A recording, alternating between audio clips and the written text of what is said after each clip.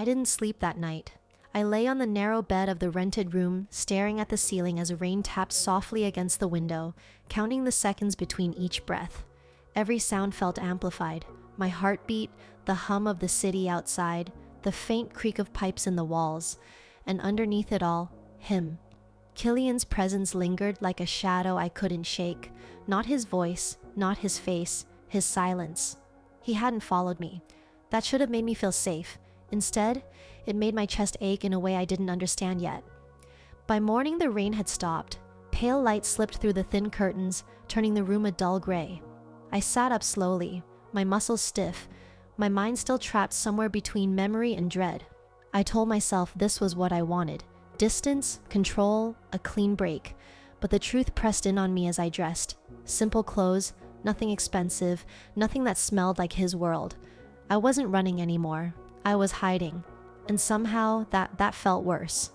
Outside, the city had already moved on. Cars passed, people walked with purpose.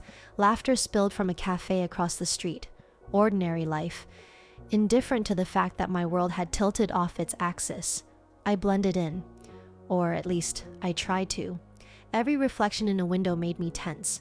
Every tall figure in the distance made my breath hitch. I hated how easily fear had rewired me, how my body reacted before my mind could catch up. I wasn't his anymore. I repeated that like a spell. By late afternoon, I was at the small bookstore on the corner, pretending to browse while my thoughts spiraled. That's when it happened. The air changed. It was subtle, so subtle that anyone else would have missed it. A tightening, a pressure behind my eyes, the faint, unmistakable sensation of being noticed, not watched, recognized. I froze. My fingers brushed the spine of a book, but I couldn't feel it. Every instinct in me screamed to leave, to run, but my feet wouldn't move. Slowly, carefully, I lifted my gaze. A man stood near the back of the store. Not Killian, but not human either. I knew it instantly, in the same way you know when a storm is coming before the sky darkens. His posture was too controlled, his gaze too sharp, his scent, yes, scent, cut through the dusty smell of paper and ink like cold metal. Our eyes met. His lips curved into a smile that didn't reach them. There you are. He didn't say it out loud. He didn't need to. I turned and walked out. I didn't run. Running would have drawn attention. I pushed through the door, stepped onto the sidewalk, and kept going, my heart pounding hard enough to make my vision blur. I could feel him behind me. Not close, not far. Patient. I ducked into an alley, then another street, weaving through the late-day crowd. My pulse roared in my ears. Every breath burned. This was a mistake, leaving the packed territory, thinking I could disappear. I cut through a narrow passage between buildings and burst out onto a wider street, only to stop short.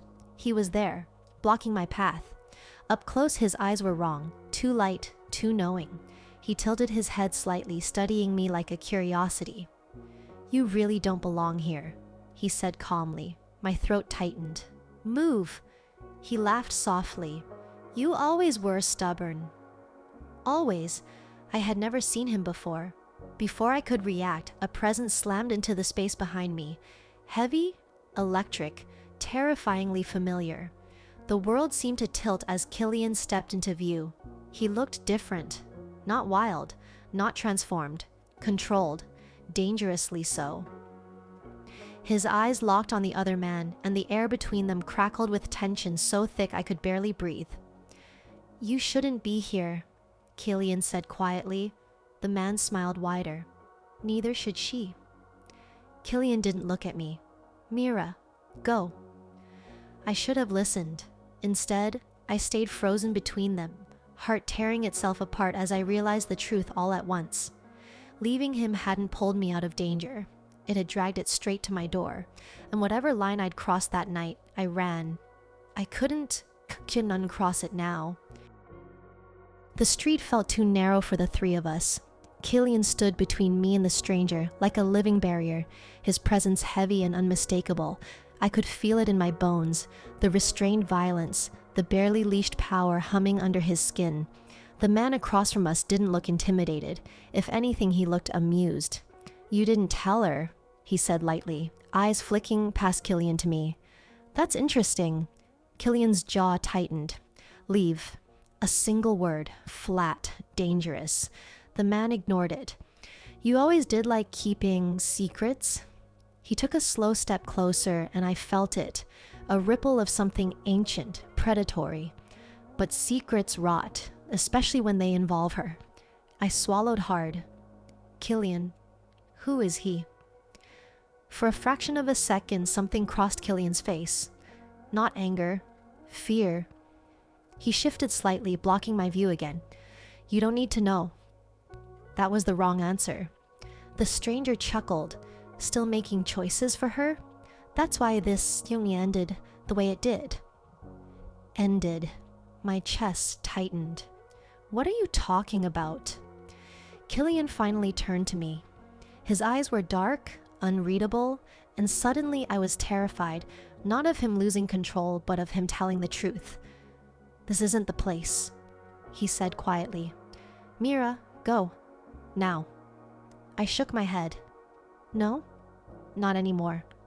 Silence snapped between us. The man's smile sharpened. She deserves to know why she's being hunted. The word hit me like a blow. Hunted? Killian moved so fast I barely saw it. 1 second he was standing in front of me, the next his hand was wrapped around the man's throat, slamming him into the brick wall with a force that rattled the windows.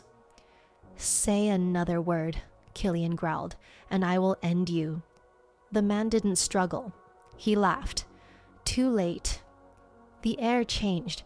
It wasn't dramatic at first, just a pressure drop, a strange stillness as the sounds of the city dulled, like someone had turned the volume down on reality.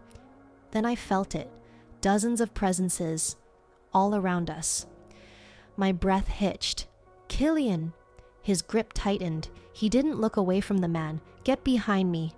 Shapes moved at the edges of my vision, shadows detaching from alleys, rooftops, doorways, men and women stepping into the light, too calm, too focused, eyes glowing faintly in the dim. Not human, a pack.